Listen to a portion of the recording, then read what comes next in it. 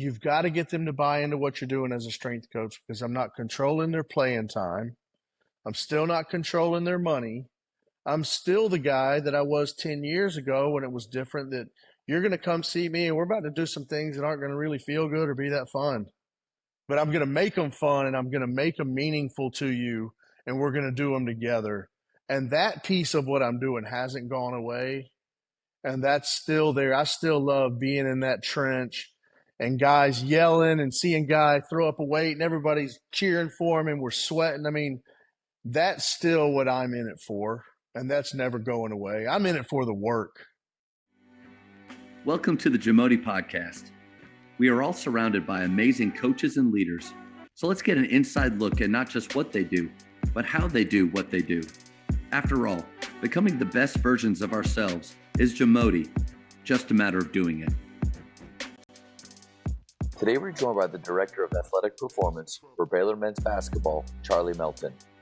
Coach Melton has served at Baylor since 2005, playing a key role in the program's rise to national prominence, including his 2021 NCAA championship. He graduated from the University of Memphis with a master's in exercise and sports science. Coach Melton began his career with the Florida State football program before coming to Baylor. He holds the Master's Strength and Conditioning Coach certification. Over his career, he's coached 46 NBA and overseas professionals, as well as 4 NFL players. Before we hear from Coach, take a moment to subscribe to our podcast and follow us on social media at Jamodi Podcast. Coaches, the Jamodi Podcast is powered by Shoot 360. The future of basketball has arrived in Dallas-Fort Worth. Shoot 360 combines the latest sports technology with the fundamentals of basketball skill development. The result is a one-of-a-kind video game-like basketball program designed to improve your shooting, dribbling, and passing. Visit shoot360dfw.com to learn more and register for your free 1-hour workout evaluation. Shoot 360, the future of basketball is here. And hey, for your viewers, I don't have Shaq hands. This is actually a mini Fresca, just so you know. I mean, it does look like I've got Shaq hands right now. You are one of the most swole coaches I've ever known. So I would expect that to be, the thing. No, I'm so thankful that you were willing to give up your time to do this, Coach. I've had the pleasure of getting to talk with you over the years and kind of on and off. And 20 years at Baylor, is that how long it's been? Just finished the 20th season. That's incredible. It doesn't seem like it's been that long. It really doesn't until people start asking me about players that I like and stories, and I'm like, oh, wow. Go way back here now. And you really were there. You started there at an interesting time, because I had just left either a year or two before when things were at the bottom. But then even after I left, I think a lot of people forget that we were 8-21, but super competitive. But we played a whole year. The next season, they only played half of a year. They didn't have the pre-conference. My first year. Your first year, they went straight into January, having not played a game, and then played conference play. That was rough. But then within, Coach, 3 or 4 years, you guys were in the tournament, and that was incredible to me, how quickly of a turnaround that was. Yeah, it took off. We were kind of had the team hanging around Aaron Bruce when I got there, and then we brought in those 3 freshmen, Curtis, Henry, and Kevin. The foundation. Yeah, and we had the mayor in the mix, Big Mamadou, and just getting the right pieces. Tweety Carter came my second year, but he was still supporting Curtis back then. Yep. And we just started to figure it out. I mean, I remember being in the Farrell Center when they announced as the last pick of the dance, Baylor Bears, and we just jumped 10 feet out of our chairs, just going crazy. And the fact that it happened 4 or 5 seasons after my year, that's incredible, because where we were with 6 or 7 scholarship players and then those restrictions the next year after that, it should have taken a decade or more just to put a competitive team out there. And here's the funny thing about those 3 freshmen. And it was Henry Dugas, Gerald's, and then was it Kenny Rogers? Was that the third one? Kevin Rogers. Kevin. I apologize. Yeah. So those 3, a few years ago, there was a story out there about the foundation.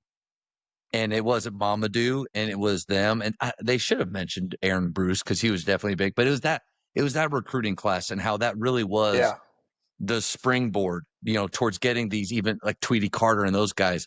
Terrence Thomas calls me after that came out, and he was so, and I hope he doesn't mind me sharing this. He was so mad that they were calling that group the foundation. He's like, we were the foundation. I was like, Terrence, dude, I don't think anybody cares. Yes, I'm proud of what we did, but that team, that group of that recruiting class was the spark, right? Yeah. Like that Yep. created it. And but you know him. He just could not. He thinks that there should be like, I don't know, a painting of us somewhere. Like that's his view. But Right. I'm not in his camp.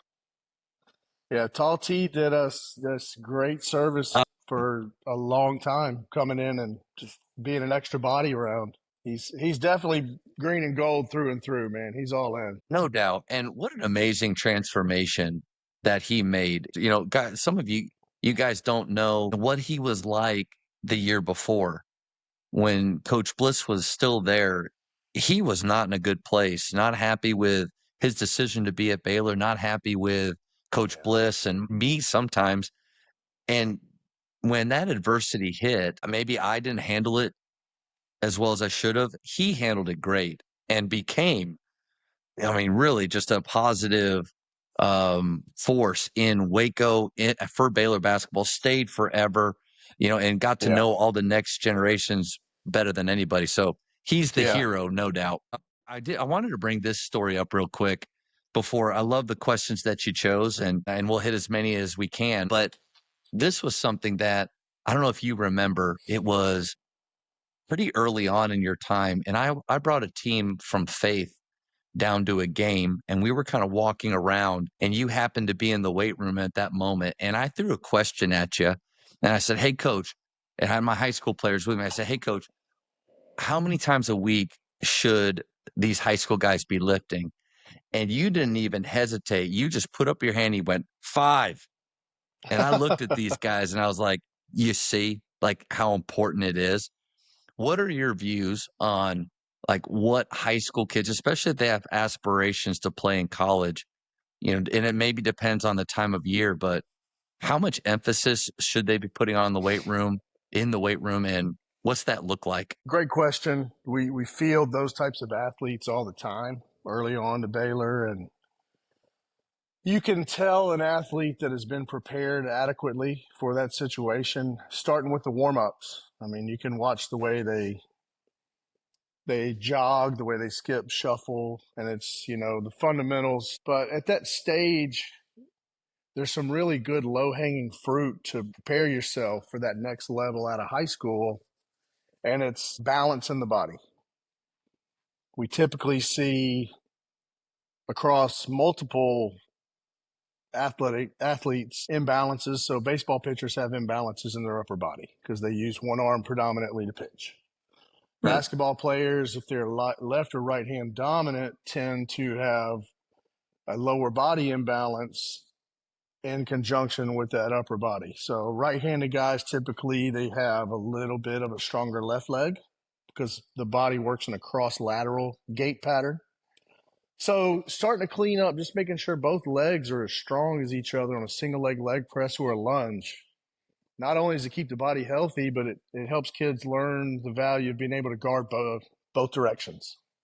Yeah. We talk about kids that have no left hand, or they've got the ability, they can't go right. If you can clean up this fundamental human movement in those early foundational stages in high school, it sets a better foundation to elevate your skill from. We see imbalances in the body where the majority of sport is upper body, front body, anterior body dominant. So we see a lot of pecs, a lot of biceps, we see a lot of quads. And to train those, an athlete coming towards you might look great with great shoulders, great arms, and those quads popping over the knees. But as they walk past you, looking to see if they have any calf muscles, if they have a butt, if they have traps, if they have any depth in their back. I mean, we typically get a lot of athletes that can bench press the 185 NBA test because everybody knows the NBA is preparing you to do that.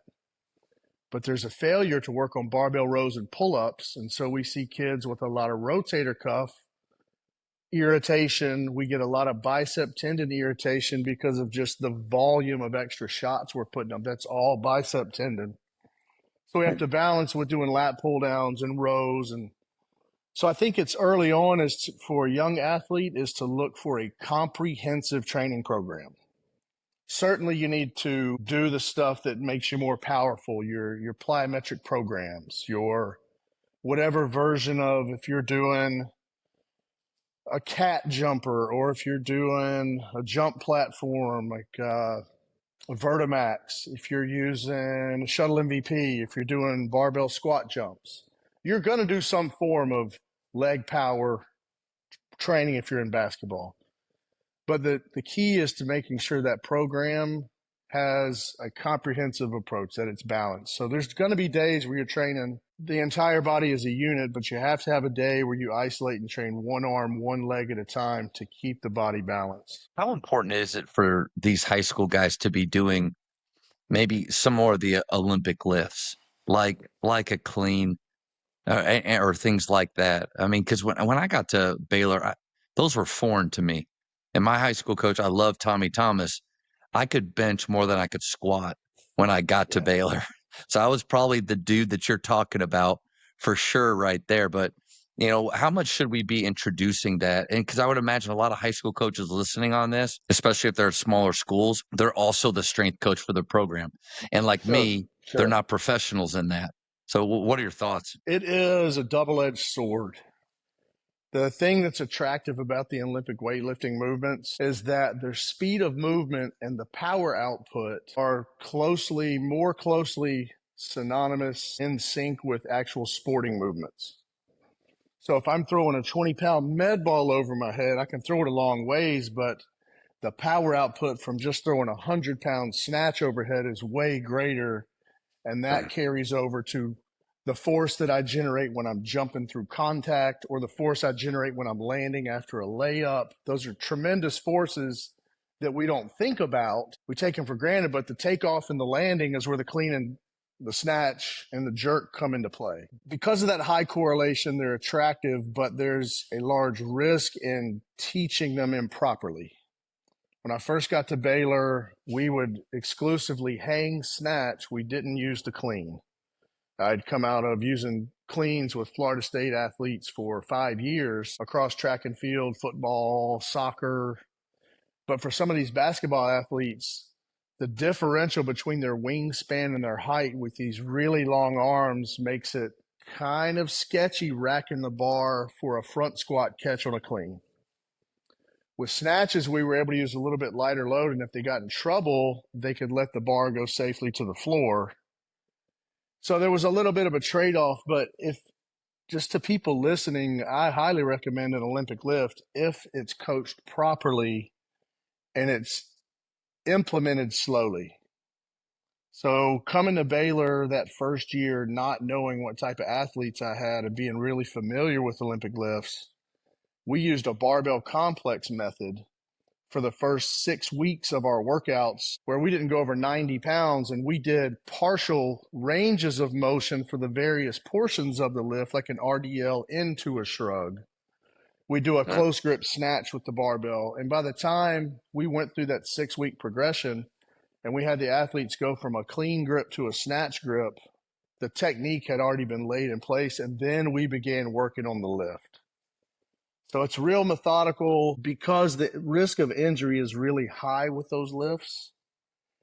You can generate similar numbers with some alternative lifts, and that's what we're having a tendency towards now at Baylor. With a shorter calendar, we don't necessarily have the time to feel confident in teaching it and implementing it with these really abbreviated summers. So to that point, because I'm glad you went there, because it sounded like that's what you used to do, but that's not really what you do now, and you just explained why.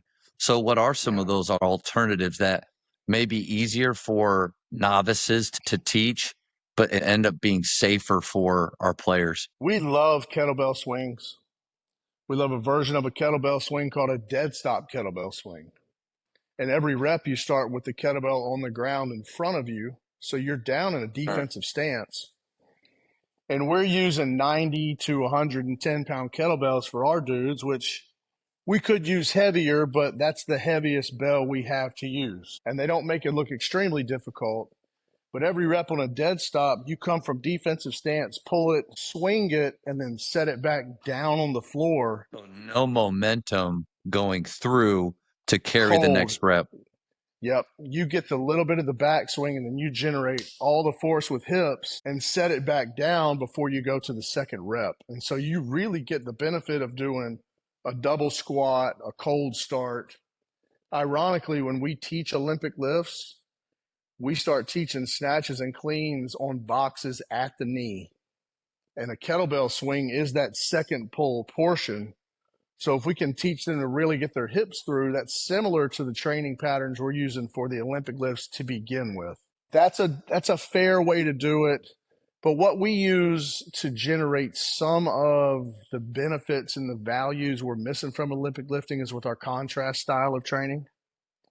So in its most basic form, I'm going to have a guy do, let's say, a rear foot elevated squat.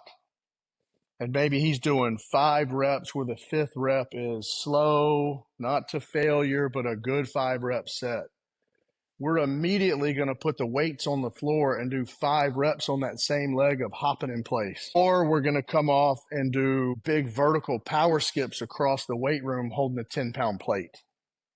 So we generate some of that big low-end force, and then your body's nervous system is so cool. There's this little moment in between heavy loads to light loads where your body doesn't shut down the heavy system, and that light system moves faster than normal. And we take advantage of that training methodically, systematically, week after week, and it generates your body. It gets used to moving that fast, and now it knows how to move that fast. Similar to running downhill. If you run down a hill too steep, you lose your technique. If it's just steep enough, you can fly. And if you get used to that, it can get steeper and steeper. So with these types of training techniques, we use just a minimal effective dosage. We want to try it a little bit to see how the athlete responds, then try a little more, and then build upon it. And it just comes back to our timeline. We don't have time to make mistakes or time to waste time training. 8 months is not a long time to get an athlete ready. I think the fact that at your level, you're viewing it like that, it would make a lot of sense for us. Even when you take out breaks and things throughout the school year, and sometimes at the high school level, players going to other sports and being in season multiple times in a row, we have maybe a similar window. It's not as big as you think. Oh, well, you get your guys year round in high school. Yes and no. Is there a place where coaches could go that are interested in what you just talked about? And maybe, I'm not trying to say like, what's a video we could watch, but a place where there are some things that try these two together, kind of what you just said, but then other ways so that you can start to break down your weak split that you have. And maybe where it was just a simple movement by itself, start to add these contrasting styles together. Maybe one day try a new thing. Any advice out there? Without getting too far in the weeds of being a strength nerd, there's a great textbook. It's the go-to resource for the deep issues of strength conditioning. It's called Super Training by an author named Mel Siff. Mel Siff has passed on, but Mel Siff goes into deep endocrinology research, hormonal research. He goes into neural research, and this is taken some of the information out of the Eastern Bloc countries, and they were dominant in strength and power sports in the 80s. But it's almost like a textbook, but it goes through these ideas in a real academic way. But that's kind of if you're really looking to get into the nuts and bolts in terms of like, hey, I just want to flip open a manual and kind of have a pick A, B, and C, and you've got a workout going. I don't know of a resource that's quite that easy. I mean, there's a ton of research on YouTube. You can just dig up so many guys putting those videos out.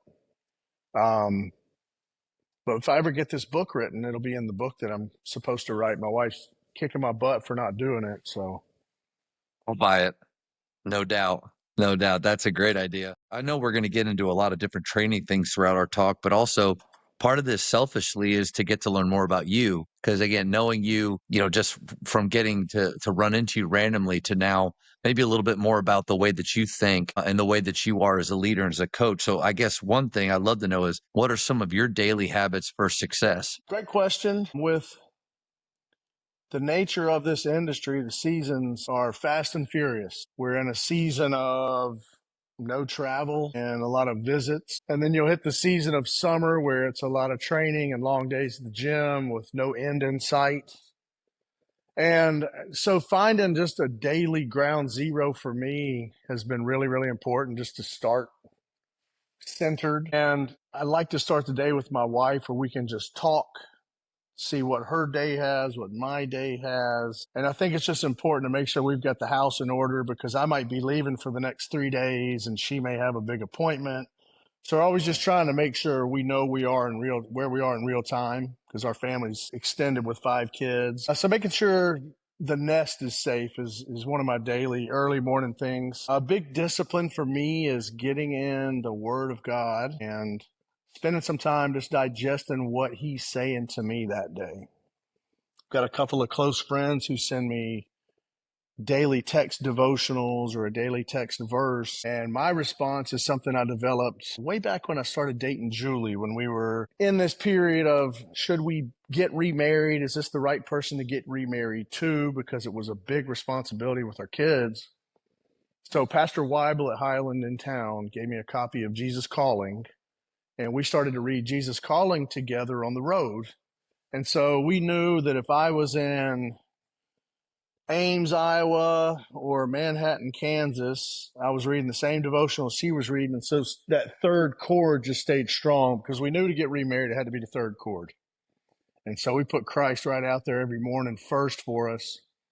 And what it looks like now is I'll read that devotional, same one, Jesus Calling. I've got a couple that I dig into, but my daily routine and my process is to write a poem in response to it. So I'll get Jesus Calling, kind of pull the paragraph out that means the most to me, or what I'm really feeling from the Lord, throw in some verses, but then I write this 3-stanza poem that rhymes, and I send it to our players. I send it to my family. I send it to the guys that send me daily devotionals. And it's been a lot of fun because, I'll write something that maybe is really deep to me and it might not hit everybody, but the one person that'll respond and say, it's exactly what I needed today. So I'm able to send it, if you run into players, maybe back on a visit. But I think that's my process. Make sure my home's okay, but make sure that I'm right with the Lord. And then I got to get something physical in. I mean, a creature of habit. I've been training in some shape or fashion for over 30 years. So it's either going to be a workout at the gym or a workout at the house. But I think once my mind and body are good, I'm good for the day. Thank you for sharing that about the journaling piece or the poetry piece. Part of my motivation for getting to do this is for so many coaches and leaders, it's not really what they do, but how they do what they do that is really important or unique. And so I love that you do that. I don't know. I wouldn't know where to start with taking my goal is to go through the Bible every year from start to finish, and I'm on year 3 of it. So unfortunately, it took me 40 years to ever build that habit or start doing that, but I'm doing it. And I would love to take those 4 pieces that I read for that day and put it together in something like that. Man, how do you do it? Like, how do you break it down into something that rhymes? Is it just as easy as, man, just try it, trial and error, and who cares? Or any systems that you have for doing that? I grew up without a TV. That's a big part of it. When I was 5 or 6, my dad decided he didn't want me and my little brothers captivated by the TV. So my parents threw the TV out. We didn't get a TV back in my folks' house till I was in college and out of the house. Wow. So grew up reading for fun. I mean, that's what we did. But I really, gosh, how to write. That's a tough one.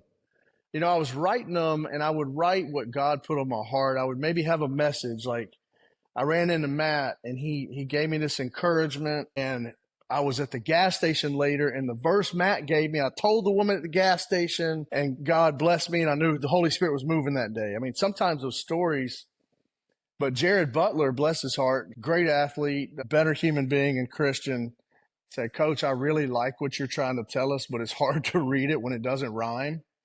So I started working on rhyming every other line. I listen to a lot of music. There's a lot of great Christian music out there, and kind of just draw some inspiration from that. But it's just really cool at the end of this experience every day. You start with the poem, you start with a blank sheet of paper, and then 15 minutes later, you've got this message that didn't come from you, because I didn't plan on writing it. And letting the Holy Spirit work. That's just the way I worship. Let the Holy Spirit use my hand to write something. And I think whether it's writing in a rhyme, or at least taking, because I think I'm guilty of taking in a lot of information, whether it's podcasts, reading, and it could be in the word, but it could also be something inspirational, or something with leadership, maybe highlighting a few things, but then it stays there. And I kind of think of guys like Buzz Williams, that one of his big keys is to write everything down. And so maybe I needed to, in this call, just kind of a kick in the butt a little bit, to stick with journaling. Maybe it's even something as easy as, at the end of the day, going back through maybe things that I did highlight or things that I did read, and jotting them down, and then creating this notebook or list or journal over time, whether it's rhyming or not. I think that's awesome. And I definitely want to experiment, but anything that I can do to keep the information more here, rather than just, man, I read it, it's filed away somewhere, but it's going to be difficult to bring it up again. Yeah. Yeah. That's my process for sure. I use the notes feature on my iPhone a ton, and I'm the king. I've systematically just practiced this. I was really bad at first, but now I can do the swipe text with one thumb. So I'm able to take notes faster in real time during meetings at Baylor, let's say, or I can take faster notes during the sermon. Yeah. And it helps me when I'm on the road. I'll read, when we're on the plane, when we're on the bus, and I'm able to take notes on these books. So for me, writing down, I may not have to go back and reread it, but the process, I think, of letting it filter through my fingers, I reread. I get, all of a sudden, instead of one dose of that word, I got it through my system like 5 different times, and it sticks better. You mentioned something really small, but I think it's huge for having transformational relationships instead of transactional. I know Coach Drew's amazing at that, and it goes through his entire staff, texting former players. How often Yeah. are you doing that? And how have you found that that's a great way just to kind of keep them current in your life and you in there? It's big time. Caleb Lohner, a couple years ago, made a joke and said I'm not valued for my job as the team DJ. But it's a big part of working out. I think I really try to learn what music these guys like.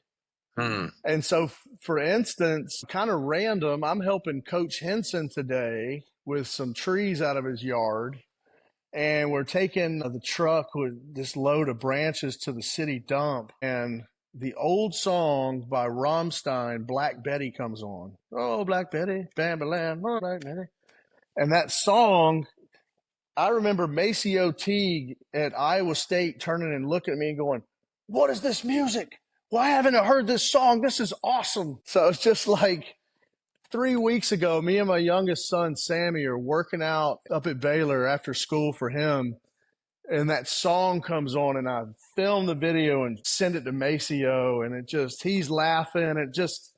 That's kind of the way I stay in touch, just send songs or send a devotional every now and then. And I think that's a great nugget that I want to continue to remember myself and encourage coaches with, is I think staying in touch with our former players is huge. It's really important. I think because so many of them maybe in the moment don't know how important this relationship is to us, but I think a great way to show it is by staying connected to them longer. But I don't know, my high school coach and I talk once a month ish.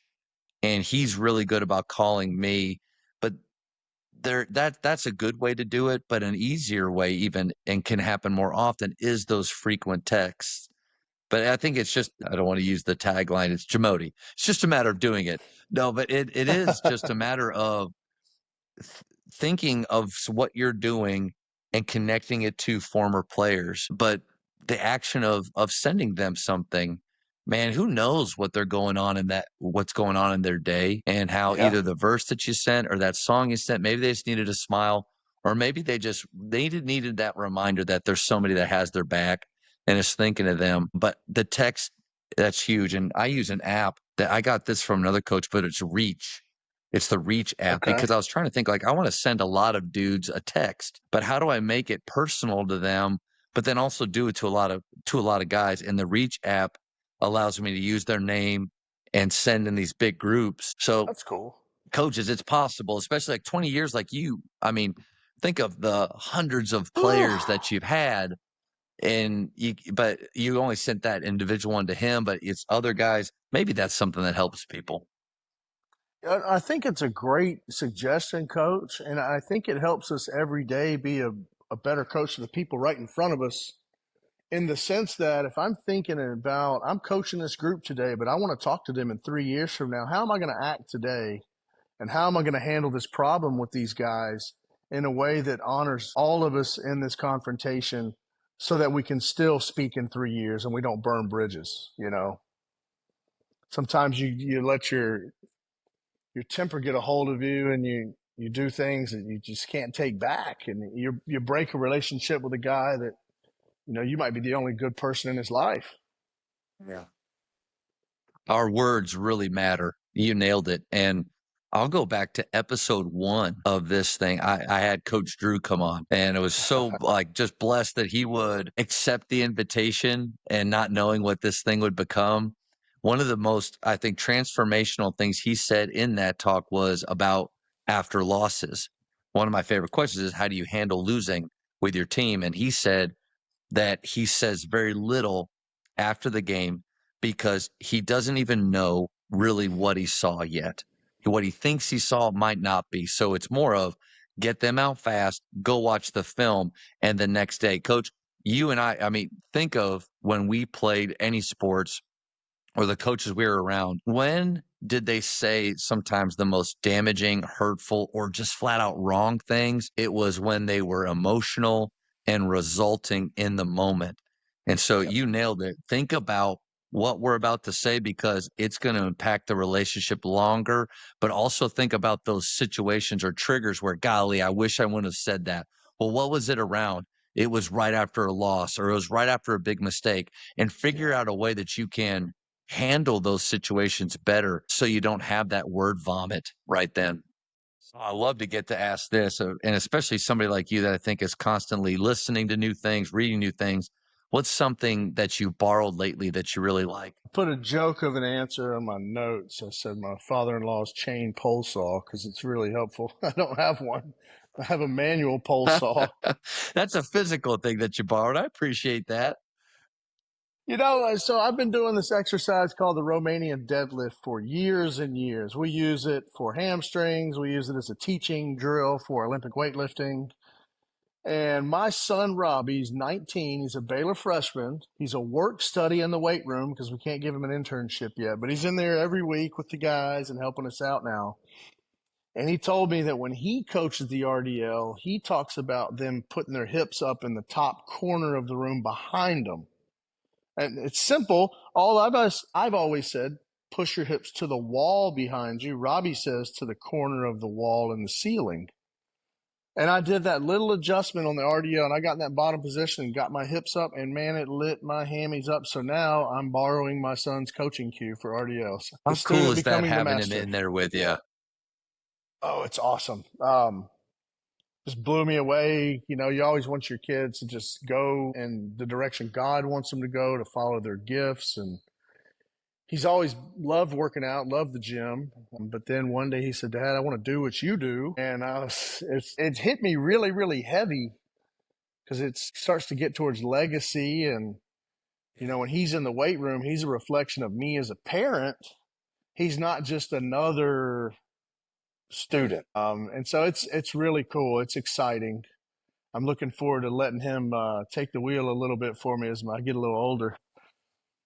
I remember, I mean, you've gone through, because you were competing for a long time in different ways, right? So you had some injuries along the way, but are you still, I mean, at your, and I'm not calling you old, coach, but at your age now, like the little aches and pains, are you training through those, or are you resting adequately? Like, how do you handle that now?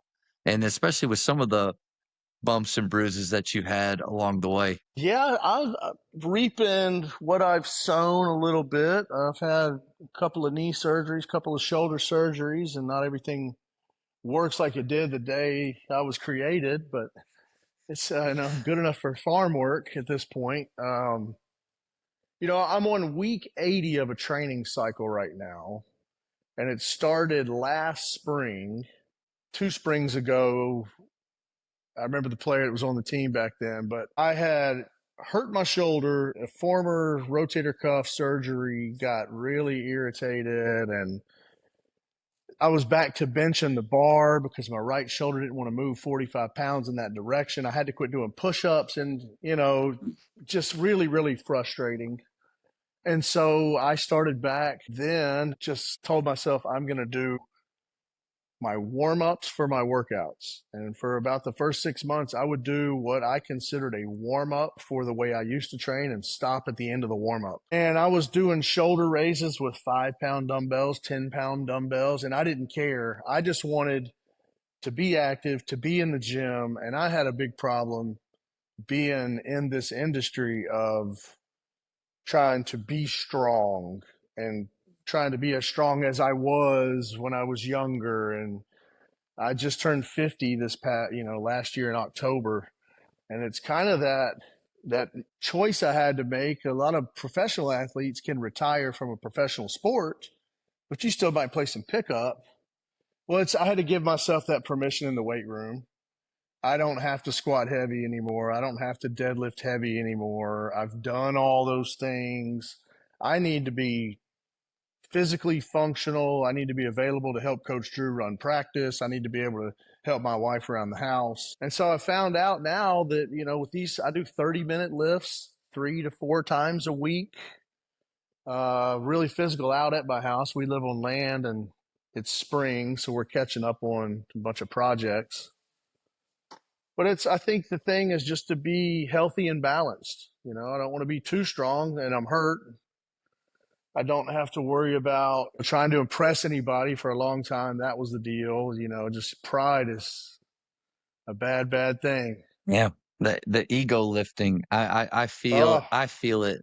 I feel it even at times because I'm in the weight room with the guys every morning. They're doing their workout, but I'm in there and I'm doing some things and I'm not that they're watching me the whole time, but yeah, there's even that temptation for me. And then I try to remember like just be smart with what you're doing. The 80-week thing, like that's incredible right there. The consistency that you've had. I know for me, especially in season, and I'm probably not alone with this, but my nutrition is really, I may stay active with, incline walking or working out, but my nutrition just goes out the window. What are some things that you consistently do with that? Because you look, I mean, again, this is through a screen and stuff, and I'm not going to ask you to take your shirt off. You look lean. You look like your shoulders you look lean. So what are some things nutritionally that you would recommend? Because I think coaches, like more is caught than taught. But part of it is how we model, not just the way we coach and talk to them, but man, the way that we live. One of my favorite songs, and I'm rambling now, but one of my favorite songs oh, preach it. by I can't remember. Golly, Band Reeves. He says, "I'm Uh-huh. not a preacher, but my life is the pulpit." Man, I thought that's really good, but Good. that's not just what we say, but that's how we live, and especially in an active place. So, all going back to nutrition for you. I think it starts with what you want to project about yourself. And I know there's some situations where you can't project what you want. And I've been through them when I've been sick or when I've gone through surgeries or uh, I've lost people along the way. And sometimes it's spiritual or emotional. But I think for me, I have to, as a strength and conditioning coach, I want to be believable. And one of our mantras in life, and definitely in your faith, but in the performance business, is never trust a skinny cook. And it's this idea, I'm not going to roll up to a bank and see the banker get out with some broke down clothes and a spare tire on his car and then go give him my paycheck to invest for me. I wouldn't trust him. And so it's changed over the years. So I have to lift weights. I have to be in shape to some level. And one of my go-tos now is intermittent fasting. At my age, I'm going to get something protein-wise in the morning that's not going to bump my insulin. Maybe, a small meal, but I'm not really going to pack in a lot of food till the afternoon when I've got in my morning workout, when I've got my day started. Usually a protein shake or nothing in the mornings, get a post-workout. Working out on an empty stomach? I do. I do too. And I never thought, being an athlete or former, that I would like that. But I feel great during it, feel lighter, more energy. Sorry, go ahead. No, and we can nerd out on it. It really comes back to a lot of conversations about insulin. Insulin is a killer. And insulin is that response system to sugar.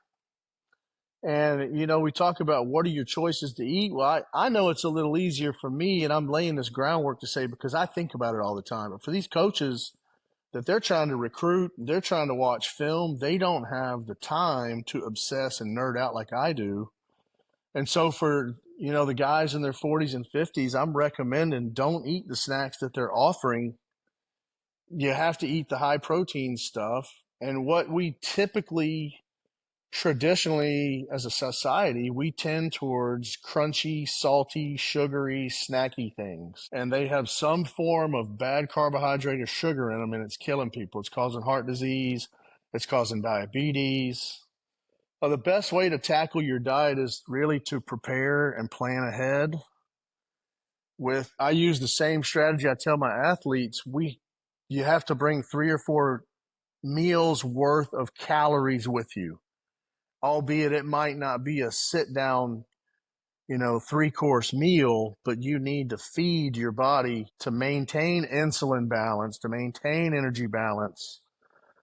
So outside of that intermittent fasting where the mornings I don't eat a ton, once I get eating, I'm eating every 3 hours or so, trying to get 40 or 50 grams of protein somehow. I'm trying to get about 200 grams of protein a day. That's Not way quite harder. my body weight. Yeah. Yeah, that's harder than it sounds. I mean, to actually get there. You want at least 50% of your body weight in pounds in protein. That's a safe number, like bare minimum. So if I'm getting 100, let's say I'm getting 110, 115 grams of protein a day, that's like me on life support, but I got to get that. The issue is you can't really digest more than, and it's debatable, but it's 40 or 50 grams of protein per meal. So if I need 200, automatically just do the math. You got to have 4 to 5 feeding times. And then you look at your schedule. How am I going to fit 4 to 5 feeding times in this day? And it means I've got to bring almonds with me. I've got to bring protein powders with me. And it's got to be important. I think that's the older you get, you have to make a place for it and a priority for it in your life, because it's so easy to swing through the drive-through. It's so easy to grab some of your kids' snacks, or like one thing I love that the athletes get are those Gatorade cookies and cream bars. Coach, delicious. If I eat one of those, it better be immediately after an hour-long workout. Like, I was going to say, because the sugar in that, is insane. That's why it tastes so good. Brutal. The Quest bars don't taste the same. Your calories. Yeah, Yeah. it's not at all. But the drinking your calories thing is killing people. Yeah. It's that idea that I'm just going to have a Dr. Pepper. Man, that's 60 grams of sugar. Like that's why I like Fresca or a seltzer water. Sometimes I do want a little something like that, but I'm not going to wreck my whole, biochemistry over it. And I appreciate the fact that you started off by saying, we're not talking about those things that are outside of people's control or things that they're really struggling with or those hard times in life. I think Yeah. what I'm especially talking about is after a loss, when I stop at the gas station and I get a bag of Raisinets, not a box of Raisinets, chocolate covered raisins, but a bag of them, and I eat the whole thing. Like, that's what I'm talking about. That's where in season, I just see myself get worse and worse and worse because it's just a choice. And I think that's where we want our players to do tough things. And to me, tough things are denying ourselves some of those pleasures that we just don't need and that aren't good for us. We can Yeah. do that as coaches and then we'll probably be happier the next day. We'll have a better mindset, be able to bring more joy to the gym and be better for our players if we choose that. I think there's biblical support for it too. You look at the Daniel fast, and Daniel, Yeah. convinced King Nebuchadnezzar to let him eat vegetables, and they were healthier. One of my favorite proverbs, and I'm going to mess up the address, so I'll fact check it later. But King Solomon in the book of Proverbs says, "The horse is prepared for the day of battle, but the victory rests in the Lord."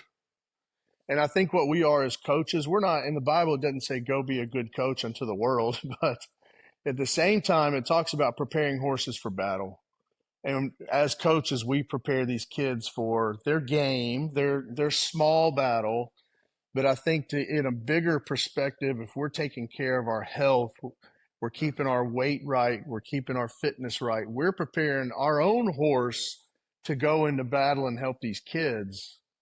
And I've got a screensaver on my phone when life gets hard. It's a picture of an oxygen mask in an airplane. And it reminds me, I got to take care of myself first, because if I don't, I'm of no use to the people around me.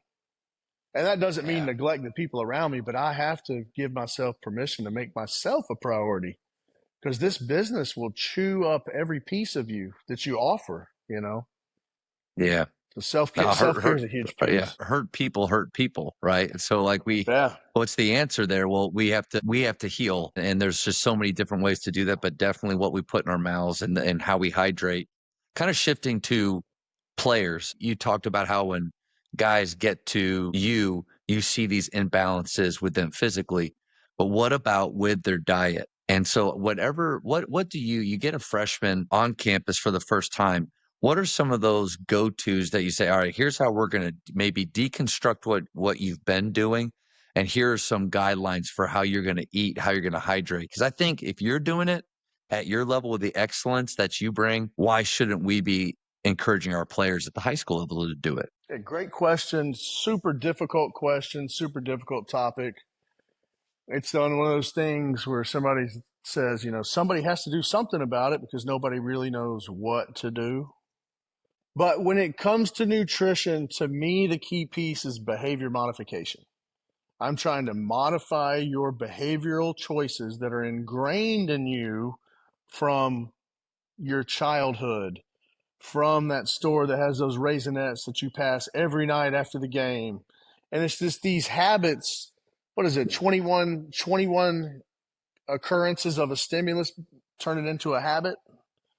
And so that behavior modification, when we start with athletes, I like to get a picture of what their daily average diet looks like over the course of 3 or 4 days. We have the easy way for me to answer the question is to say we've got a registered dietitian on staff that does all this, and it's not my area. But I think when I was in charge, so we've changed the guard a little bit at Baylor. It used to be really incumbent on the strength coach to do the nutrition and the strength training. And now we've got an entire performance nutrition department. That makes sense. But what you've Yeah, done yeah. before. Yeah. Yeah. So in the past, and if I work one-on-one with an athlete, this is the approach. But I like to have them write down really simply their food over 4 or 5 days and include the weekends. And I want everything, because you can make room for a bad weekend day if you have a day before it and a day after to prop it up a little bit. So after we look through that diet recall, let's say it's a 4-day diet recall, we kind of look for some low-hanging fruit for an athlete. They have to eat breakfast. So if breakfast isn't there, fix breakfast first. It starts the day. And we've got an athlete currently, the only athlete that is at Baylor men's basketball right now was not a member of our team that played. He's a transfer that came this year. But he has problems with breakfast. So I'm like, dude, we have muscle milk, we have Gatorade bars, we have Nutri-Grain bars, we have animal crackers, we have yogurt, peanut butter. Just put something in your system in the morning. And for the first week, you don't even grade what it is. You're just happy they did it. It could be a bag of peanut M&Ms for all I care. But we're establishing the habit. We're creating the behavioral modification. Once that behavior gets locked in, then we can say, okay, with peanut M&Ms, why don't you add a protein shake with your peanut M&Ms? And I'm more of a proponent of slow change, gradual change, and success versus it's all wrong, burn the boats, we're starting from ground zero. Nutrition doesn't work that way because nutrition is as close to someone's being as their faith. Like I'm from the South, Matt. You're not going to tell me that fried chicken, macaroni and cheese, biscuits with honey and jam on them, that isn't good. Like, we grew up on collard greens. I'm going to eat bacon. It's a known fact. Like, Small so bacon's great for you. But it's trying to change those. So second after breakfast, we look for your post-workout meal. What are you eating immediately post-workout? That's when your body releases tons of insulin as a survival response. When you deplete your body's energy stores through training or competing or whatever activity you're doing, there's a systematic response. After you cool down and start to recover, your body elevates insulin so that any carbs or protein you put in are uploaded to the muscle cells as fast as possible. That elevated insulin spike only lasts for a short period of time. So if you miss it, you're still going to absorb insulin, but not at the 2 or 3 times rate that you get up to. Like, research goes back and forth. Somewhere between 30 minutes and 2 hours post-workout, you need a big dump of calories. We used to try to get it within the first 30 minutes. No debating it. That was like our standard deal. Now it's been pushed out from 30 to like 2 hours. Put it in the protein window, something like that. Like they had somewhere. You got this window. You got to get in the window. You're missing it. Like, you got time. And now they're saying it's a little bit different than that, but we still try to push that where you get basically a solid meal's worth of calories in liquid form is what we go for. So I want 40 to 50 grams of clean protein. I want 100 to 120 grams of carbohydrates. And I don't really care about the fat at that point. But so that's what we're doing is, and then if you're taking creatine or glutamine, that's when we're going to administer a creatine dose. That's for personal training. We still can't give creatine in college, which one day that's going to change. The athletes can take it on their own, but just staying within the bounds of protein and carbs. So if we can get their breakfast dialed in and we can get that post-workout meal dialed in, we feel really good about the fact that all kids are going to eat dinner and all kids are probably going to eat lunch. So if we knock out the breakfast meal, the workout meal, we're basically handling 4 meals throughout the day because dinner and lunch are going to happen. And if I can impact 4 feeding times a day, that's a great start. Most people, you can't expect them to eat more than 2 or 3 times a day and then just stuff a bunch of snacks randomly. So we try to train that we're going to feed you every 3 hours and it's going to be disciplined, but I want you to have 30 grams of protein, 30 grams of carbs from this particular snack in between walking from math class to English class. And so the next step is, once you get the meals dialed in, is looking at their schedule and when can we put the food in. Like my experience through college, I took 8 a.m. classes because I worked at UPS 5 nights a week. And so I'd have a meal in between my 8 a.m. and 9 a.m. class because I had breakfast at 6 a.m. So I'm eating again at 9 a.m. And then I'd eat again at noon before the noon class started because I was going to lift an hour and a half later and have my pre-workout drink protein stuff But I had my schedule where nobody was gonna stop me from eating, and I was the weirdo that had Tupperware in my backpack. In University of Memphis, you'd find me in the hall looking at my notes, eating chicken and pasta in between class as fast as I could. And they all thought I was weird, but it kind of led me to where I am now, thankfully. Yeah, but that is kind of what it takes, because if you're not conscious about these decisions and prepared, the odds of it happening by chance. Like I think I love the fact that you have them. I need to do that with my guys. Like write down over 4 days and not tell them why. Like don't give them the reason, because there's a tendency maybe they'll make some adjustments that aren't real. So have them, hey, just 4 days, write down everything that you eat. I love to see, What but what then time you eat it and what it is. yeah, what time and what it is.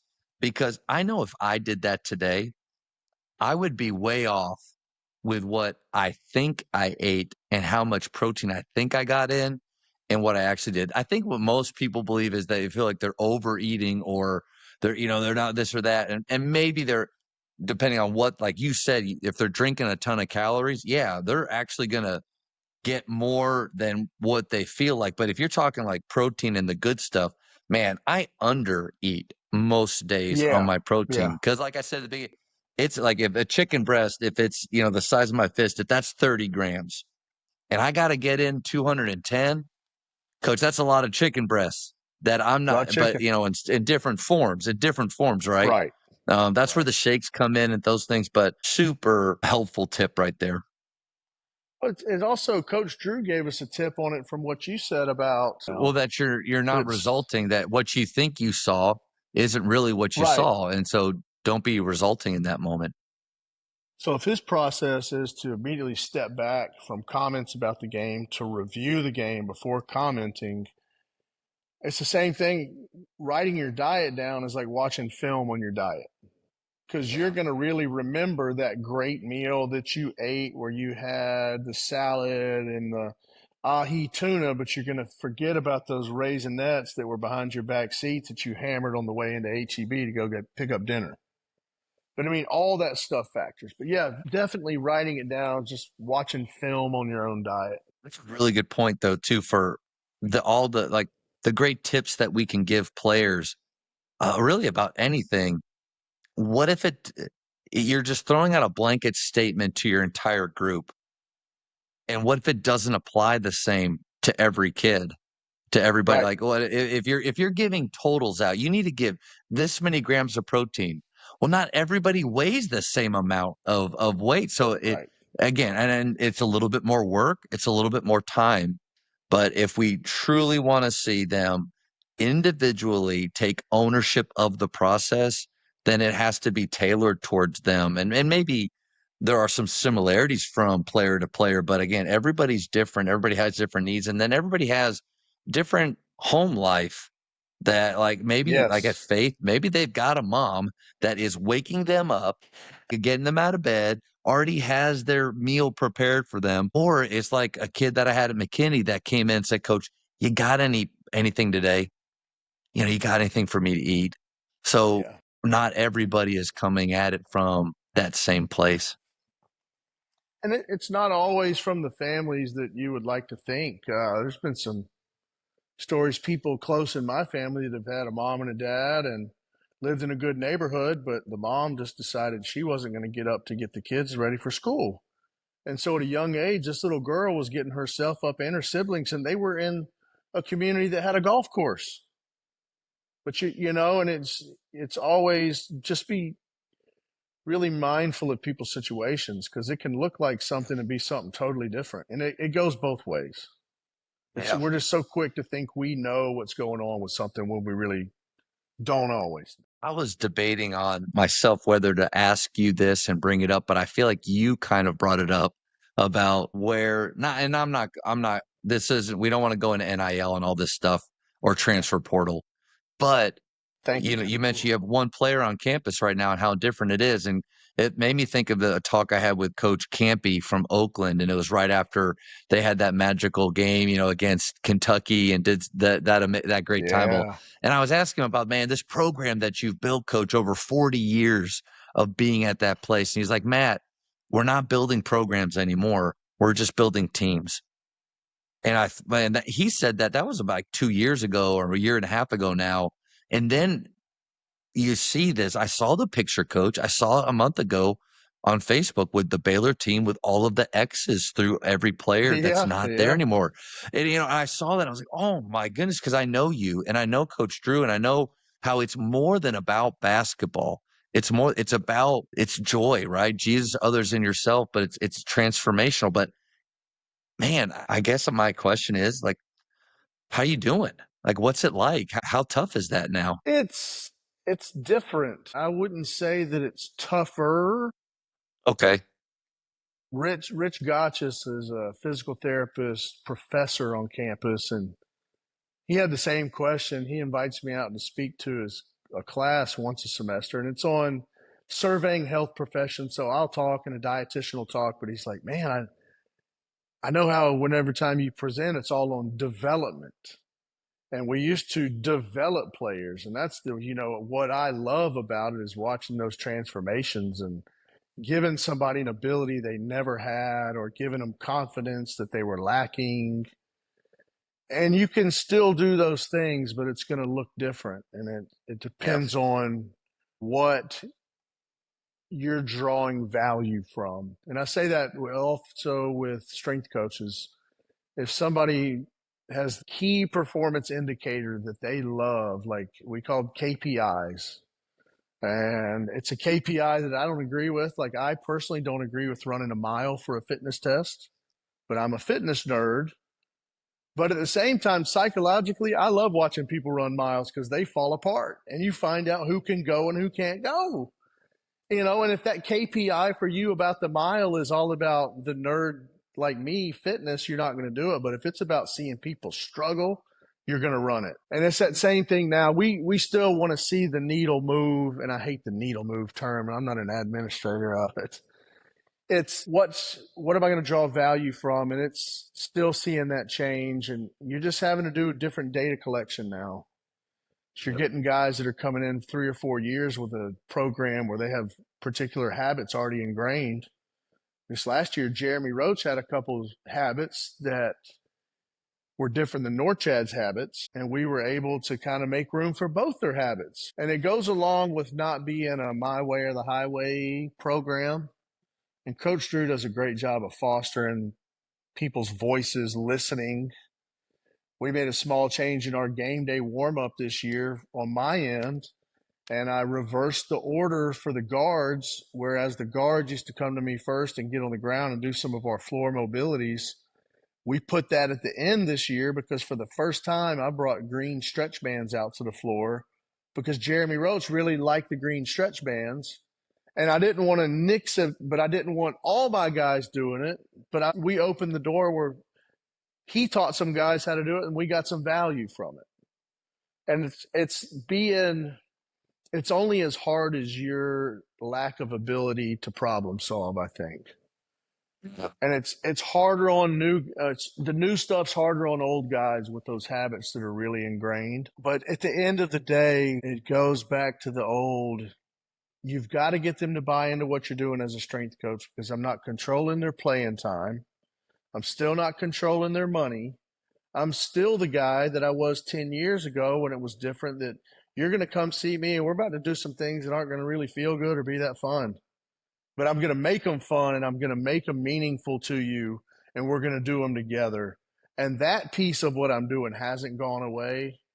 And that's still there. I still love being in that trench and guys yelling and seeing guy throw up a weight and everybody's cheering for him and we're sweating. I mean, that's still what I'm in it for. And that's never going away. I'm in it for the work. I like when everybody's exhausted and we're almost too tired to put the weights up and we break it down. Everybody's like, man, that was a good one, but I hate you. I mean, so it looks different though. But that's where I'm value, I can still make these relationships work, but it's just, yeah, wow. It's hard to paint a good picture of how different it is. Yeah, but I'm so glad that you kind of went that direction with it because I think I was trying to think like if I'm in your shoes, if I'm faced with something that's outside of my control, I hope that I have the mindset that you choose because it's growth mindset versus fixed. A Yes. fixed mindset is going to find issues with change. And I think we have to understand, like, not all change is bad. There's things that faith that even as a high school coach that I used to have so much control over and I didn't realize how my players didn't like it. And then I had to ask myself, do I really care about this? Like does this Right. thing that I'm holding on to, like what shoes do they wear? Is Is it that where you really find lead? value? Yeah. Does it lead to winning? Or is it just a way for me to withdraw from their account, steal joy more from what they're doing? Is it just a fixed mindset? This is how we did it at the Colony or wherever, Right. and this is Right. how Bobby Knight did it, and I love, or can I have a growth mindset that says, here's this kid that, man, pretty darn good player from a great program. He's got something he likes. And instead of just saying, "Hey, listen, you got to quit that, man. That you need to become us." Right. And there's a part of Right. that I do like. Like, this is our culture, man. Like, come on board. It's a great culture. But there can be those Yeah. places where we honor the individual. And man, maybe it's a good thing to do. And now all my kids are happy with their shoes, you know? Yeah, I mean, one of the stretches we do right now to this day, I changed because of Henry Dugat, however we say his name differently. I But think I he said liked to Dugas do, earlier, and I wasn't sure if that was right, but yeah.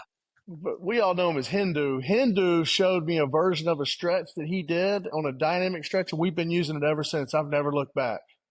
If I see something good, hey, man, let's go for it. I think that growth mindset is similar in the arena of public speaking, for instance. Used to be scared of public speaking, and I know it's one of the things most people are scared of.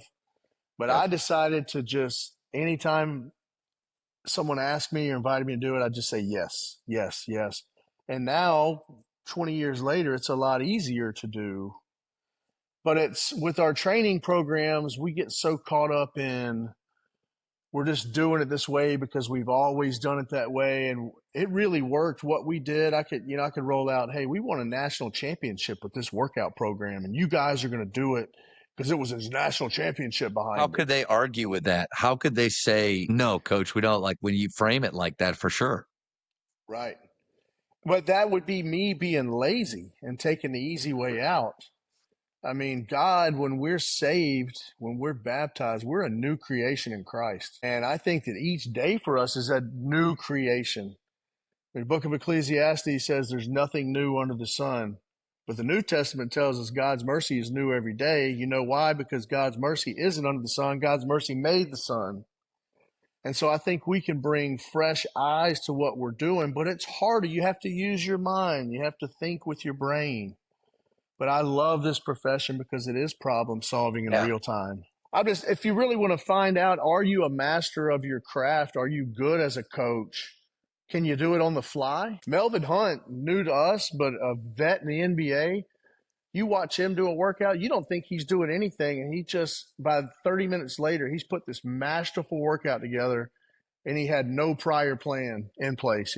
I think it also challenges our humility. Do we believe that we can still learn things and that we don't have it all figured out and have this security in ourselves to be okay with saying that's better?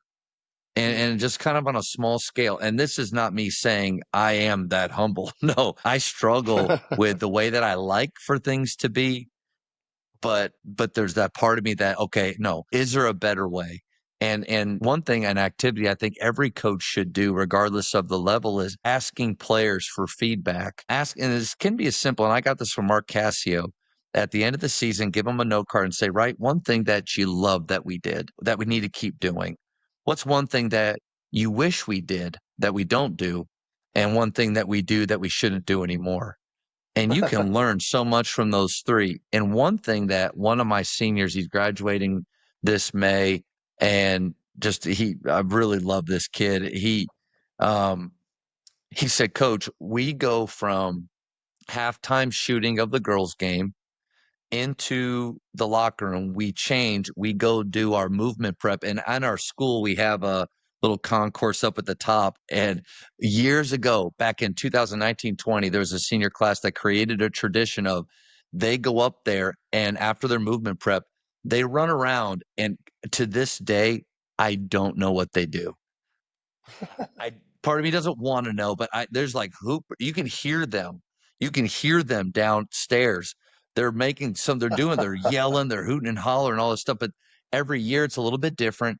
But he said, like, Coach, we do that. And then we come into the locker room. You come in and we pregame talk and do things. We feel like we lose our juice, like we lose our fired. And then we go warm up. So it's kind of like we're up, we're down, we're up. What if we flipped it where right at halftime, we go in and you talk to us, you give us the pregame, let us go do our thing, and then we're ready to go work out. And it was one of those where it was like, Holly, I've never done it that way. But man, that makes a lot of sense. And sometimes like when an 18-year-old says something to me that makes a lot of sense, almost like, golly, why haven't we been doing that way all along? I can feel a little bit silly. But that's the fun, like you kind of alluded, the fun of this is these kids can surprise you and we can learn from them. Obviously, they're learning from us, but just something, a little activity, I think at any time is getting that player feedback. That's good to do. The only thing in life that stays fixed usually ends up rusting or cracking or breaking. I mean, life is about, in the human body, you're changing over cells every day. You're being renewed. The earth is restoring itself. And I love that in athletics, there's room for that creativity. I would love to know a little bit about what makes your program different. And even though I'd said it's more about building teams, you've been there so long that you know exactly where you can take a group, and it may be different from year to year, but what are some of those things that you would say, like Baylor basketball, strength and conditioning, or basketball in general, this is what we're about? Our daily approach is founded in the way I was raised and the way I was taught to work. My dad was a railroad car mechanic and a welder, and he worked despite weather changes. He worked daytime, he worked the midnight shift, he worked the graveyard shift. And what I learned is watching him one day back of the house throwing up and then going to work all day at the railroad, that sometimes you just got to clock in. And that's what I really am big on us. It's just, I, I love the idea of joy and our program, Jesus, others, yourself. And Jesus is the captain of our program. And we want to be a reflection of Jesus. And I like to reflect on Jesus, the working man, or Jesus, the carpenter, because we know he's a carpenter growing up. I don't know if you've hit your hammer or hit your thumb with a hammer lately, but it really hurts. And you might say some colorful words, or you get splinters, or they walk around in sandals back then. I'm sure he smashed his toes with whatever. But I like for our players, from my end, to see us as we are trying to be Christ-like, but we're going to also go out there. And Jesus, who was Christ, had one of the hardest professions of his day. They didn't have DeWalt power tools. They didn't have laser levels. They didn't have electrolyte Gatorade drinks in a cooler waiting on him. I mean, Jesus was a hard, tough working man. And I think that's a staple of our program is, if you're hurt, we're going to train. We're not going to train what's hurt. We're going to train around it. If you're tired, we're going to train. I may make the responsible choice and let you just stretch that day and not lift. But we need to show up ready to work every day. And I think that's kind of what sets us apart. And it takes trust from the athletes, knowing that I'm going to take care of them. And we've developed that trust. If I know there's about to be a hard practice, I'm not going to squat till they can't walk, because I need these guys successful at the game. So where I get that relationship and where our program works best in our culture is when they understand that when I need them to work, they're going to work for me. And when they need me to back off for them, I'm going to back off for them. And when we're working together like that and we're all clocking in, that blue collar approach is, Bill Peterson said it best, Timmy Maloney, some of these older coaches, but it's this concept of Mr. 95. You do 95% of the basketball game without a ball in your hands. What are you doing for the 95% of the game when you're not shooting or passing? You better be setting screens. You better know what defense coach called in. You better be echo relaying it so the guy in front of you knows where to be. And that, to me, is blue-collar basketball, when you're vocal, when you're engaged with what the coach wants. I mean, I can keep going on, but that's kind of to give you a sketch of the way I feel about it. That you're talking about, that you have to push on certain days, to pull back on certain days. I think that's hard to gain or to learn. How do you go about developing that feel that you have? The way I approach brand new athletes is first to establish that trust so that we can go the places we need to go where they're going to have to trust me because they're going to come.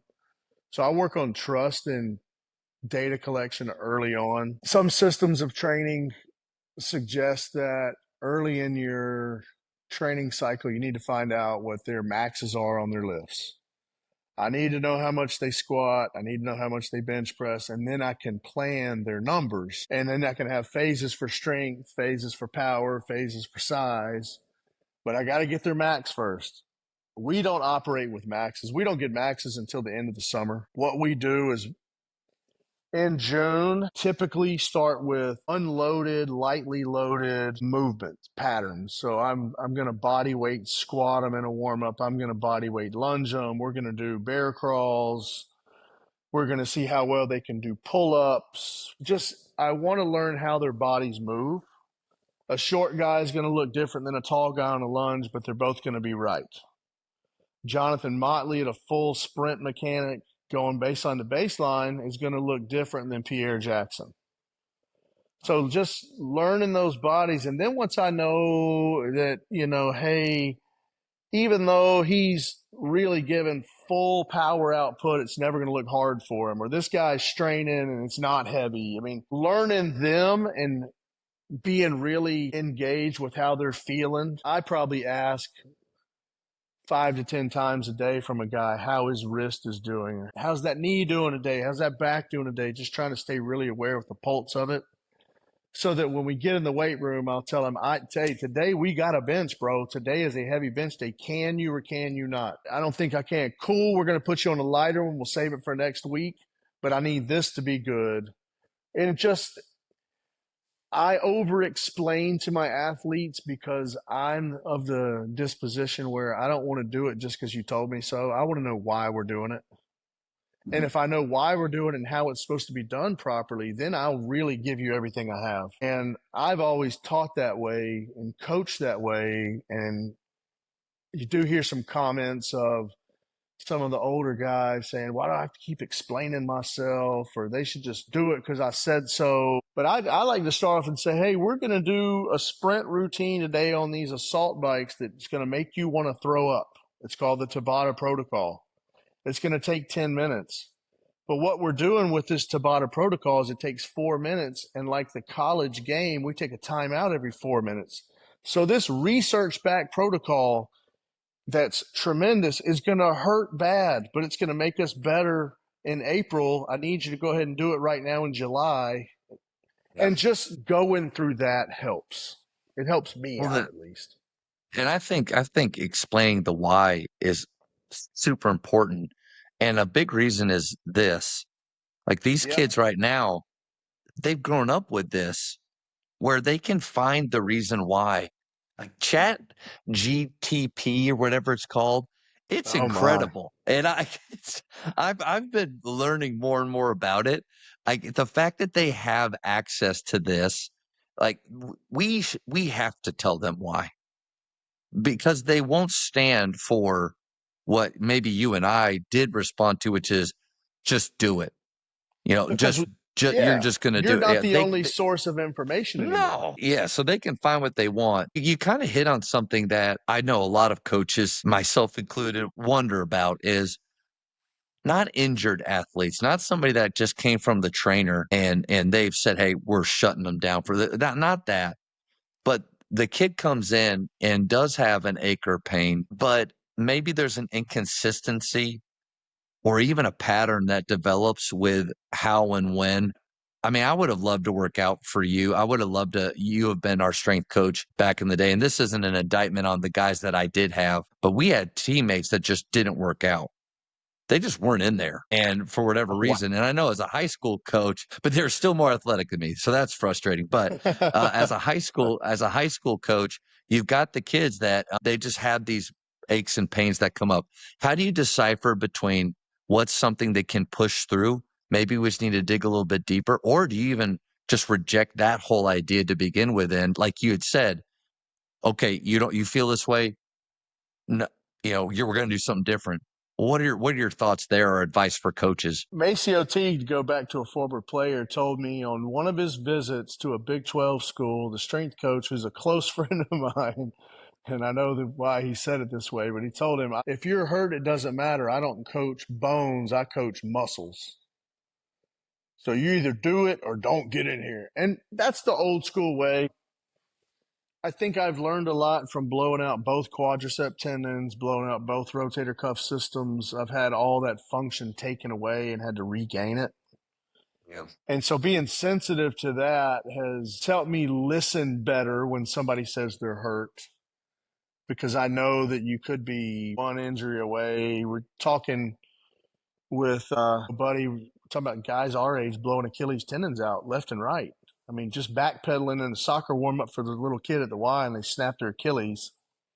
So you have to be mindful and be really conscientious. If somebody says they're hurting, need to know what's hurting for sure. What caused it to hurt? Has the trainer heard about it? Because our filter is the trainer. If the trainer says they can't go, they can't go.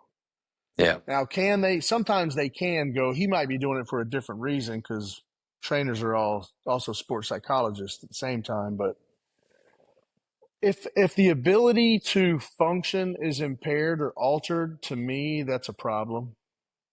If you can I can push through a lot of pain, and maybe I just can't go as heavy, but if I just can't even do the actual movement and I have to adjust technique in the weight room, I'm not doing the movement.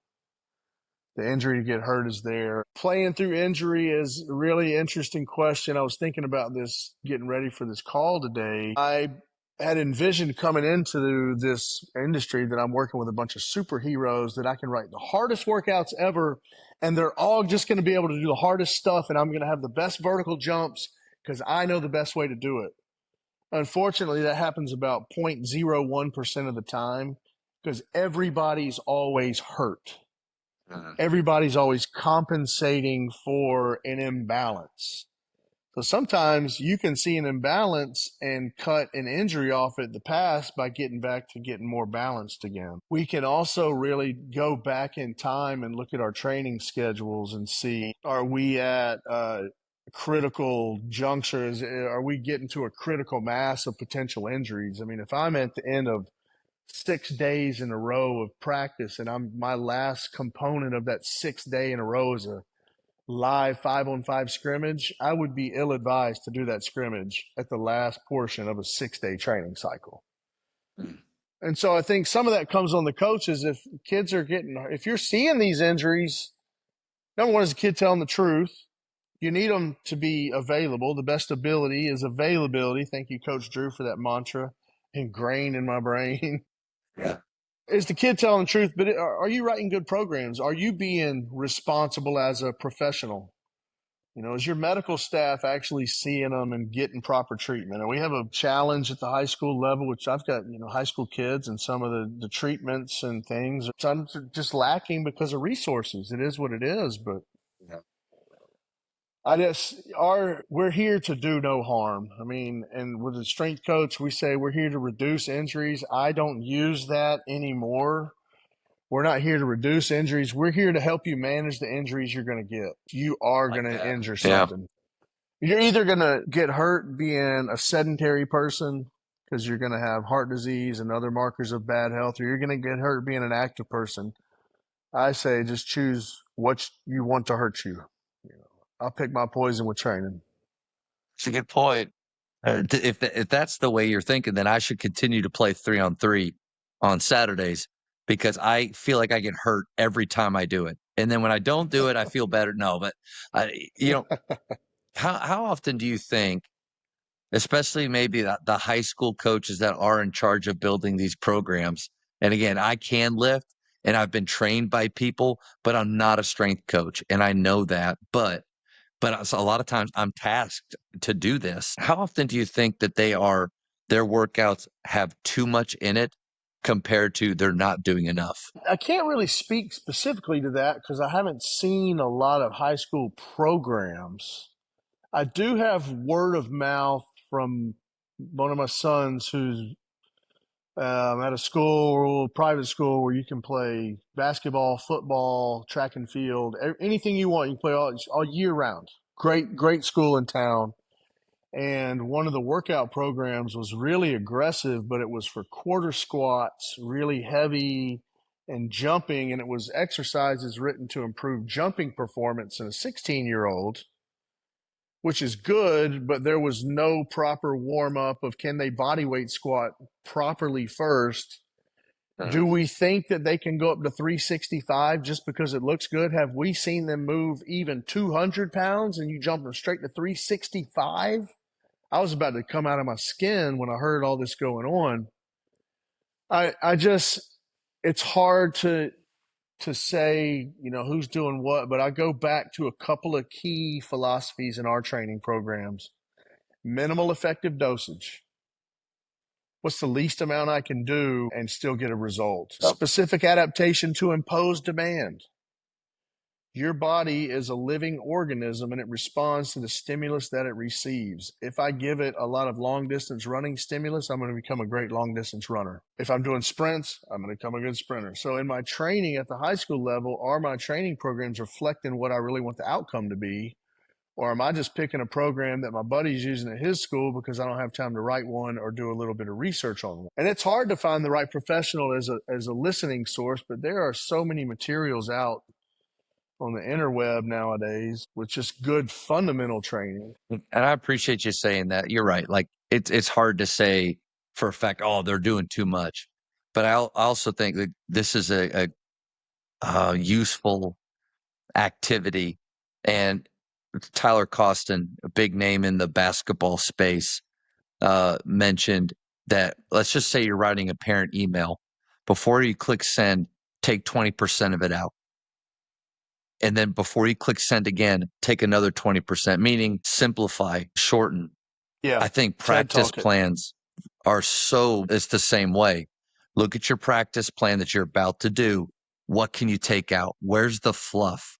Where's the stuff that doesn't, you kind of said move the needle earlier, but doesn't help us a lot. And I think you nailed it too with, it was the minimal dosage. Effective dosage. Yeah.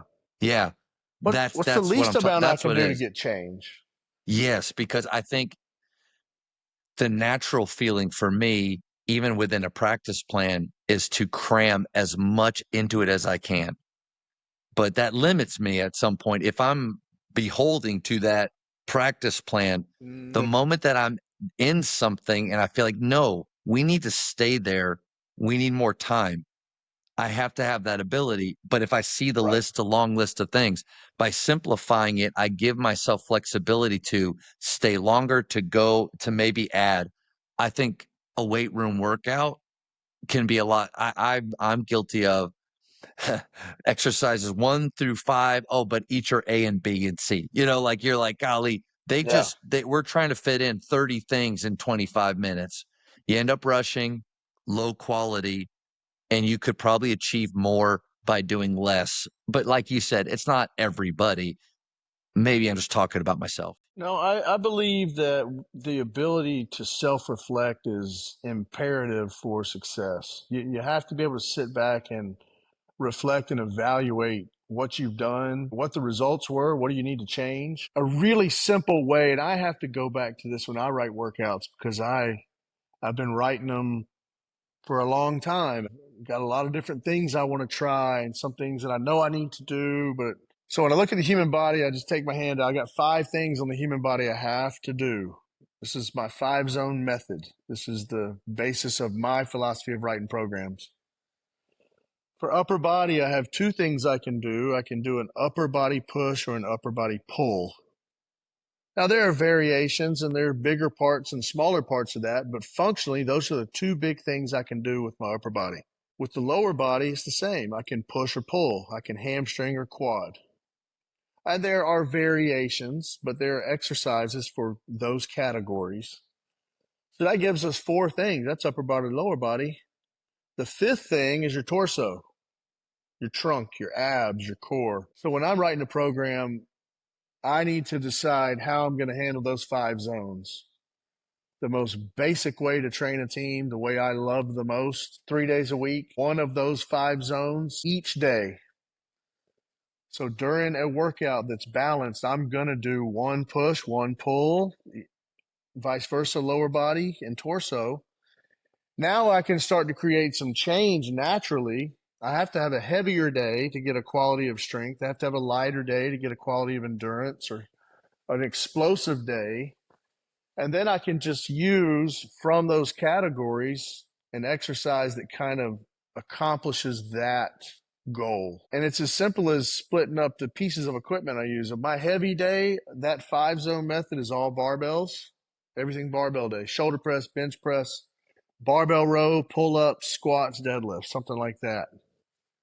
Next 5 zone day, let me use machines and cables. I'm doing leg extensions, leg press, leg curl, incline, cable Would that bench. be the lighter day?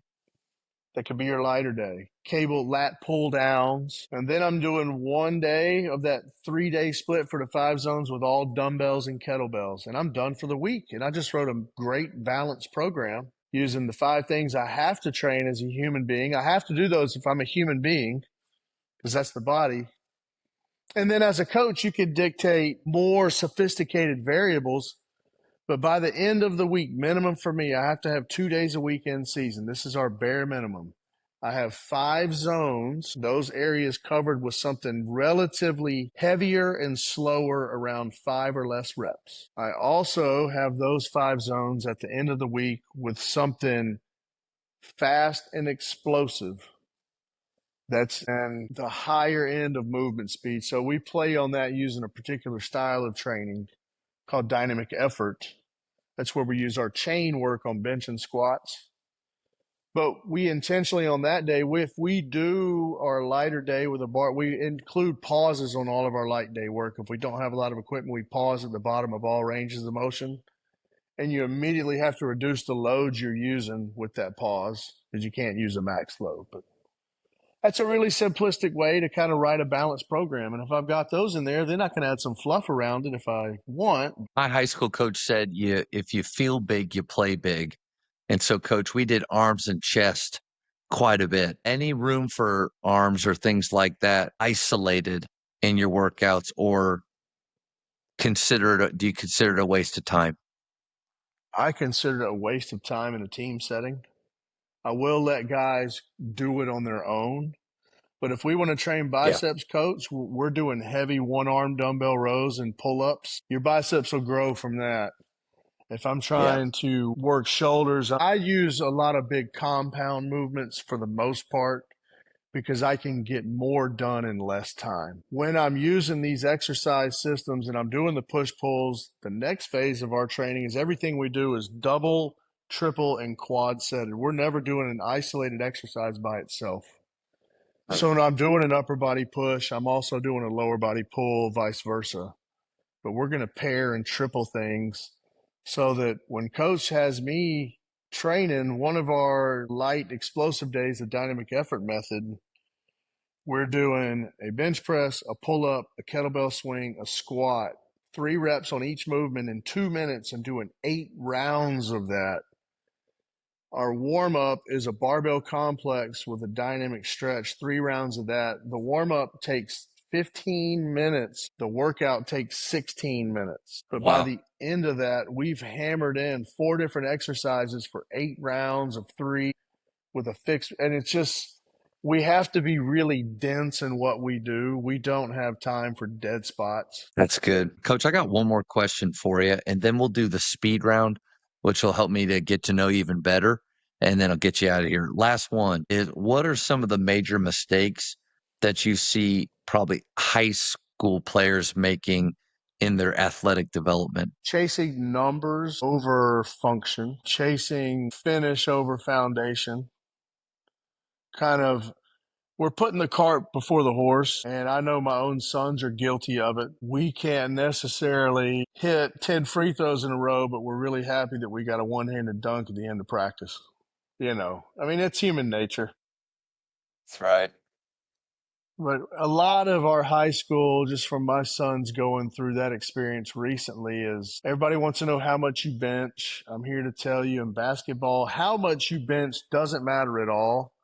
The fact that you bench press matters a ton because it keeps your body in balance, lends to overall physical development. That is important. But pushing to the point where I ruin my rotator cuff because I can bench 315 for 5, it's not worth it. We had a thrower out of Naples, Florida, when I was at Florida State Track and Field. Andrew, well, are you supposed to use his name? Anyways, we called him Dioc. Dioc was a stud, a hammer thrower and discus thrower. Dioc in high school was squatting over 600. And they let him squat over 600. And when he got into high school, he wasn't squatting 600 because his back was so torn up from squatting so heavy because he physically could do it, but his foundation was not ready for it. Yeah. And it's letting those bodies mature. I get a lot of dads asking me, how come my 15-year-old put on 20 pounds? I'm like, dude, I got the answer. Wait 3 years and then it's going to happen. Right. It doesn't matter if he's 15 or 16, and it doesn't matter if he's 17 or 18 and skinny. You should have seen Jacoby Walker come into us. He was a beanpole.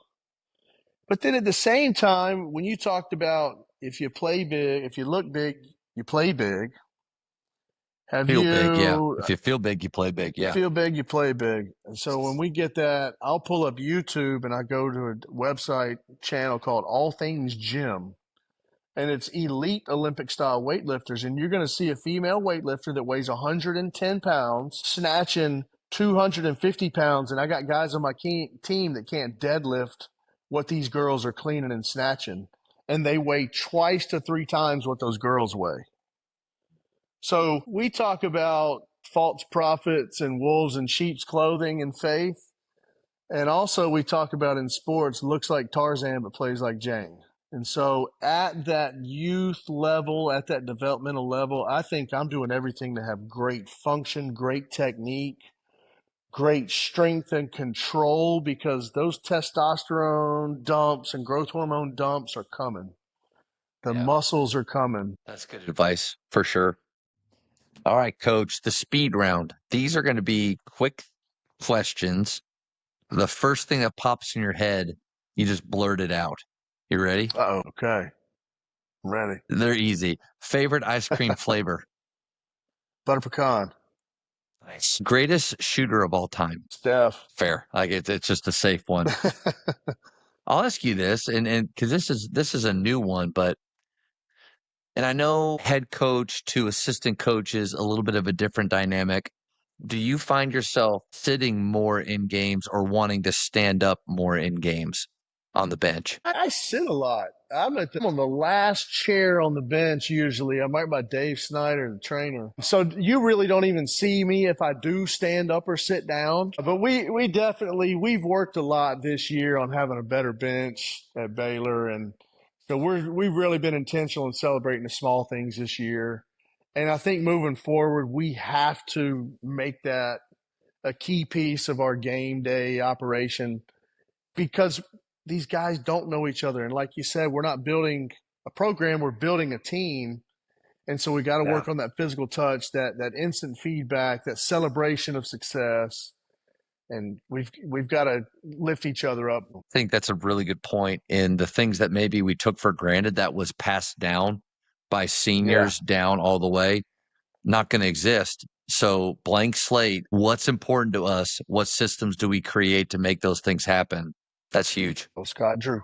Top 3 dinner guests that you'd like to have, and this can be any time period. And let's take Jesus off the table, out of the dinner guest. Top 3 dinner guests. I would love to have dinner with Paul. Yes. The prophet Paul. Probably the toughest human being as far as what was recorded that he went through in the Bible is unreal. I'm a big food guy. I'm the chef at the house. I'm just all about food. Golly, I'd like to, Emeril Lagasse was the first guy I started watching on Chef Show, the Cajun guy. I think I could do a dinner with Emeril for sure. You got one more. And third, holy moly, favorite athlete of all time. I don't know that I want to eat with an athlete. All I do is eat with athletes and talk to athletes. I know all That's about true. that stuff. Yeah, somebody different. Yeah. What about like a favorite author or, maybe like I was a thinking president or something? Yeah. Louis L'Amour because I grew up reading all his westerns and I read all the Hardy Boys books. Nice. Jeez Louise, man. Musically, I tell you what, my favorite guitarist of all time, hands down, is Stevie Ray Vaughan. I'd have to have dinner with SVR or SRV. That's That'd a be my good guy. dinner. That's a good dinner. Let's see. Okay, this is a weird one. Do you text with one thumb or two? One. Yeah, appreciate And I that. specifically, I don't tap text. I swipe text. You swipe, which you said that, and I'm gonna start because or try that. I'm one thumb, but every letter anyway.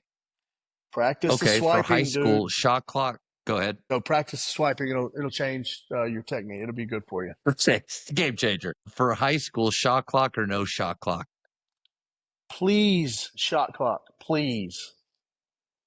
It's not training them for the next level. Every year, I hear, oh, it's coming. And it's still not here. Maybe one day. I don't care if it's 45 seconds. Just put something up there. Mm-hmm. Man. Yeah. Some of these beat down I would love games it we if it go was to. 24 seconds across the board, every level. Let's go. So that's my choice. But yeah. Go for that. What's your favorite holiday? My favorite holiday, honestly, it's got to be Thanksgiving. I mean, no particular reason except the food. I was going to say, because you love to cook. Yeah. Yeah, I do it big on Thanksgiving. That's the one. Because Christmas for us is always kind of, you don't know if you're going to be in town or out. But Thanksgiving, we make sure that the family, even if I'm out of town, we're going to have that meal at some point. Nice. What book would you give someone? I would give everybody the Bible. Can I say the Bible? No, we're saying it's just like the dinner guest. We're gonna. That's a given. One of my favorite all-time books is The Grapes of Wrath. I do enjoy The Grapes of Wrath. I've read that all the way cover to cover about 3 times. I've read a ton of books. Currently, I'm on a bunch of into the world prepper stuff. I'm a big cowboy stuff. The one that it's an audio book that I've really enjoyed that's given me a lot of return right now. If I'm going to give a book recommendation, is called Never Split the Difference by Chris Voss. And this is a guy that was a hostage negotiator for 20 years. And he brings to light, which you don't think about, that all of our daily interactions for the most part are negotiations between you and your kids, between you and your wife, you and your athletes. So it's a really cool book. I think there's definitely some knowledge to be gained out of that one. If this was your last year coaching, what would you do more of? My response was be at the gym longer, be there more.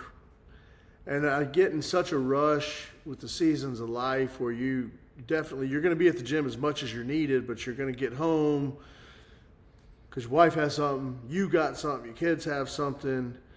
But I was just reminded on Friday, I went up to the gym and nobody to train. I gave it an option. We had an unofficial visit that got changed because of weather, and I had to be there to give a presentation. And then that got nixed, and I ended up just working out myself and actually didn't even work officially.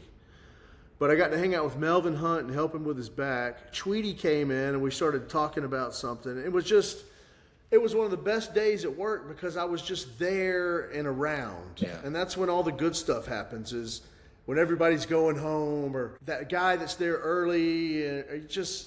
And I'm going to miss that when this is all done, is just being there. So I can always be at home. I mean, I love being at home, but when it's all you have, That's a good reminder. Coach, last one.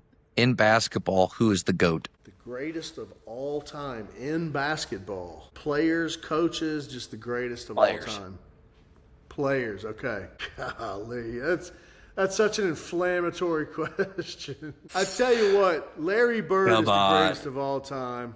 Larry Bird, Nice. hands down. Have you Because watched on, I think it's on HBO Max, they're going through all of the Celtics dynasty, and like they started back with Kuzi, then with Russell, and then with Havlicek, and now they're finally getting to the Bird time. And even just hearing about how he was when he first showed up and what the guys thought of him before he got there, but then when he first played with them, they were all like, okay, he's fascinating. That's what I'm saying, because he made it seem like I could do it. Like, Michael Jordan did Dude not from make French it seem Lick like I can could do it. I can do it. Yeah. Yeah, I'm like, you seeing this goofy-looking dude? I can dribble, you know, but clearly I could not do it even close to what these guys. My kids can beat me in basketball right now. But like, Coach, are you good at basketball? I'm like, no, I'm good at the weight room. they That's can't why I'm swing a strength coach. kettlebell like you, though. I leave my area of expertise has always been in the weight room. I'm not going to try to fix anybody's jump shot. I can tell you appreciate if it's that. broke, though, I'll tell you that much. Coach, this has been so much fun, man. 2 hours of your time. Like, I'm honored, floored that you would give that, and it flew by. So many golden nuggets that you shared, and I think a lot of things that can help high school coaches that are like me, that do find ourselves kind of in this area that we know we're not professionals or we're not excellent at, but maybe I love the 5 zones and some tips, but man, just got to learn more about you and just really appreciate you. And thank you so much for giving up your time. Thanks for having me, Brother Matt. You mean a lot to the Baylor family, and I know coming in, you're one of the first names I heard, and you're still around, and you're still making an impact, and excited to see what the future holds for you. I always like to see Matt Sayman around, and I think you had a great platform. I like the way the questions actually, I caught on in where there were some questions, but you were trying to teach a little bit, and I appreciate that aspect of this. It's just not just telling stories, but sharing some knowledge. I'd always love to be a resource for that if you ever need me.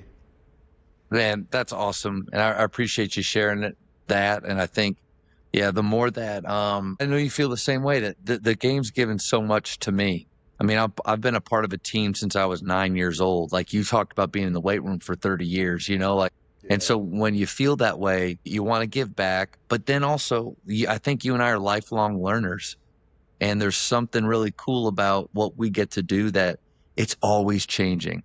Like, the way that basketball's played today is different than 5-10 years ago. And the way that the weight room is today, like you mentioned, has changed.